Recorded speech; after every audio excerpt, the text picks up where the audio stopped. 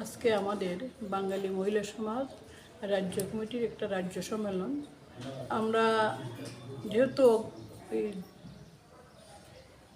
অগ্রহায়ণ মাস বা পৌষের প্রথম, বিভিন্ন দিকে কাজের সমস্যার জন্য আমরা মহিলাদের ঠিকমতো আনতে পারিনি, তাই আমরা ঘরোয়াভাবে করছি। বাইরে কোনো আমাদের প্রোগ্রাম নাই। আমাদের একটা সিস্টেম আছে, আমাদের 2 বছর পর পর কমিটি আবার পুনর্গঠন করা হয়। তো আমরা 2023 সালে একটা কমিটি গঠিত হয়েছিল, আজকে আবার একটা নতুন কমিটি গঠন হবে। আমার বদলে আরেকজন আসবেন, বা সচিব সহসচিবের বদলে, বা ওটা ঘোষণা করা হবে। আমাদের এই মহিলা সমাজের এই যে সম্মেলন বা একটা সংগঠন, এটার আসল উদ্দেশ্য হচ্ছে মহিলাদেরকে আমরা অর্থনৈতিকভাবে, রাজনৈতিকভাবে, সামাজিকভাবে সচেতনতা গড়ে তোলা।